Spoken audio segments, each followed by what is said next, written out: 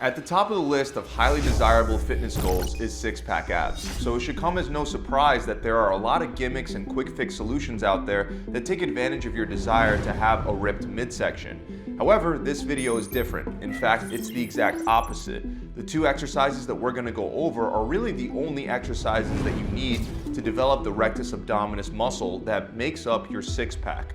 So many people spend a ton of hours in the gym doing many complex variations of ab exercises that require special equipment, tons of sets, tons of reps, and tons of time. But you truly don't need any of that, and if you follow what I'm about to show you in this video, you'll learn how to get six-pack abs with just a 15-minute ab-specific workout once or twice a week.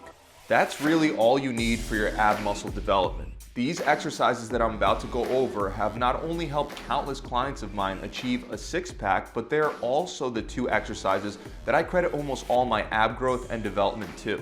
First, I need to mention the fact that this workout is highly reliant on getting your abs stronger and getting them adapted to higher and higher intensities. What most people get wrong with abs is that they train them differently than other muscles in their body. They'll go to the gym, train their shoulders by doing military presses with heavy weight, then they'll train their legs by doing squats with a heavy weight, and then their chest by bench pressing with, you guessed it, a heavy weight. But when it comes to their abs, all of a sudden everyone starts changing things, which you shouldn't do. Suddenly you have people doing tons of reps using no weights, or they'll be primarily focused on isometric exercises like planks, which there's nothing really wrong with planks, but you're typically not training your biceps with an isometric hold. So why are you training your abs that way, especially if your time is limited and you have a busy schedule? So the bottom line is that we want to focus on these two exercises that allow for a full range of motion with a concentric and an eccentric contraction, and we want to use heavy weight loads that we purposefully are focused on increasing over time. That's what will build your rectus abdominis fast. Now, the first exercise, and definitely by far the best exercise that I credit almost all my results to, is the decline sit-ups.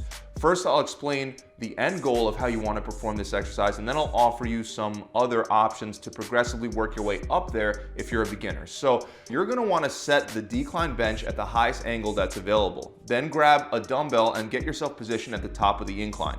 Bring the dumbbell behind your head, then lower your upper back down to the bench in a controlled manner by contracting your abs the whole way down. Once your upper back touches the bench, sit back up until you're almost back to the starting position. But before you get to the point where you're completely upright, you'll just go right back down into the next rep. Now, if you're a beginner, you want to first develop the ability to do regular decline sit-ups at the highest angle. So your first goal will be to continually increase the incline each time you practice this exercise, until you can set the bench at the highest incline. Each time you're able to complete 8 to 10 reps, it's time to increase the incline. Then once you're at the highest incline, your goal will be to start with a light weight like 5 or 10 pounds in front of your chest, which is easier than going behind your head. So once you're able to do 8 to 10 reps of that, you'll want to now shift this weight behind your head. Then progressively overload by increasing the weight each time your abs get strong enough to complete 8 to 10 reps with the current standard weight load that you're using. The second exercise is one that many of you will associate with lower abs, but both the first and the second exercise will target your entire rectus abdominis. You'll perform the second exercise on the floor, but you can also do it on a decline bench. Lay down flat on your back and then grab either a heavy pair of dumbbells or something else that's sturdy above your head. You'll also want a light dumbbell between 5 to 20 pounds positioned between your feet before starting. Grab the dumbbell with your feet wrapped around each side.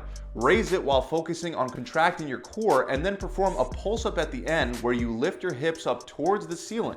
Lower your hips back down towards the floor slowly, then lower your feet and repeat for reps. This exercise can definitely be challenging, so if you're a beginner, first you can practice regular leg raises with pulse-ups while laying flat on the ground. Then once you get comfortable and you can do 10 reps, you can progress to adding weight, and then progressively overload that weight over time. If you do 4 sets of each of those exercises just twice a week, either at the end of your leg workouts or at the end of your arm workouts, and you use the heaviest weight load that you can for 8 to 10 reps, that'll be more than enough to develop your rectus abdominis. Now, of course, there are many other types of exercises that you can add in for a full ab building routine, but it's not really necessary. Oblique exercises aren't as important because your goal isn't really to build massive obliques, which will bulge out and make your waist look wider rather than thinner. And most other rectus abdominis exercises are not as effective as the two that I just provided. With all that said, just because you'll have an amazing rectus abdominis that's very strong and well developed doesn't mean that you'll actually see six-pack abs. The caveat is, of course, body fat. If you have too much body fat, that layer of fat will cover up your abs. You see, if you get really lean, but you've never worked your abs, you'll have a flat stomach without the abs. So you definitely need the weight training component that I just went over, but you also need to have your diet in check to stay lean enough to see that sheet of muscle across your midsection that you worked so hard on. So let's quickly go over the most useful tips that you can apply right away to start getting lean. First, limit your intake of high sugar foods. Excess sugar not only increases cravings, but also reduces insulin sensitivity, leading to more fat storage in the abdominal area. Instead of regularly consuming sweets like cookies and ice cream, try satisfying your cravings with natural sugars found in fruit. This will help reset your palate and prevent unnecessary spikes in insulin.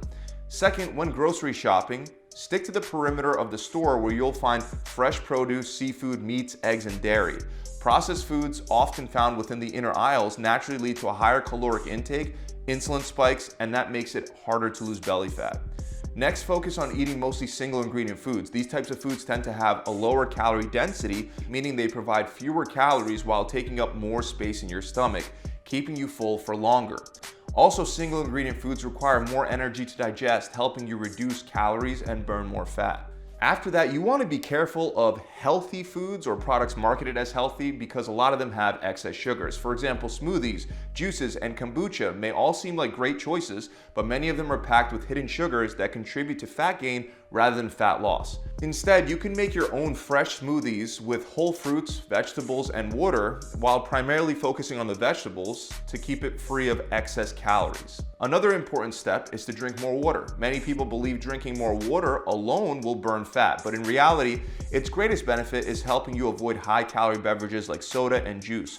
By drinking water instead of sugary drinks, you can save hundreds of calories daily while keeping your body properly hydrated.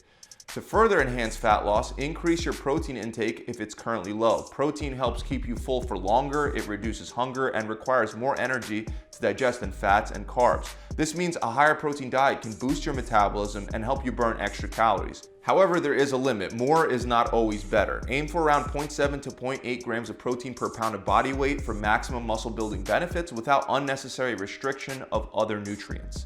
If you want to get lean, it's also crucial to not drink too much alcohol, especially high-calorie alcohols like beer and wine. Since fat is metabolized in the liver, frequent alcohol intake can interfere with fat loss.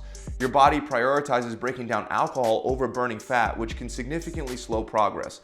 On top of that, you can take in a ton of extra calories from the alcoholic beverage itself. So if you choose to drink, go for unflavored low-calorie liquors like vodka, rum, or tequila, and pair them with calorie-free mixers to minimize added sugars. On top of watching what you drink, eating more soluble fiber can help control hunger. Fiber slows digestion, keeping you fuller for longer, which makes it easier to maintain a calorie deficit without feeling deprived. Great sources of soluble fiber include oats, avocados, and Brussels sprouts. For those that are hesitant about adding carbs like oats, remember that feeling satisfied with your diet is more likely to lead to long-term success than forcing extreme restrictions. There's nothing wrong with carbs, there's nothing wrong with fats. As long as the sources are healthy, single ingredient foods, you will likely naturally avoid overeating fats and carbs and continue burning fat. Now, of course, none of this will work unless you're consistent. A simple way to maintain consistency with your diet is to make your healthy meals enjoyable. A diet that forces you to eat bland, tasteless foods is not sustainable. Using seasonings, olive oil, and spices can make healthy meals more satisfying, reducing the likelihood of falling off track. Also, allowing yourself an occasional cheat meal can prevent feelings of deprivation. However, to avoid overeating, it's best to have a high-protein, high-vegetable meal beforehand. Doing that will take the edge off your hunger and naturally reduce the number of calories you consume during your cheat meal without requiring much willpower. Again, structuring your diet in a way that helps you eat less without feeling deprived is absolutely essential, and cheat days aren't the only way to do that. Some people find intermittent fasting incredibly useful as it allows for larger, more satisfying meals while naturally reducing overall calorie intake. Others do better with smaller meals spread throughout the day. So the number of meals you eat daily doesn't determine fat loss. What matters most is choosing a structure that makes it easier for you to stay consistent and maintain your calorie deficit. Last but not least, getting enough sleep is another essential factor for fat loss. Sleep is when your body recovers, repairs muscles, and regulates hormones. Not getting enough rest can increase cortisol levels, leading to more fat storage, especially around your belly. Aim for at least 6 to 7 hours of quality sleep per night to optimize fat loss and muscle growth. So that about wraps it up. I really hope that you enjoyed today's video. If you did, make sure you subscribe to the channel. And if you'd like to start getting leaner, stronger, and more defined, but you don't have an exact plan, then try my free 6-week shred. You'll get a 6-week workout plan, a personalized meal plan based on your preferences that comes with a recipe book, and you'll also get a coach to help guide you through the entire program. To find out more, you can click the link in the description below, or you can head straight on over to my website at gravitytransformation.com. I'll see you guys soon.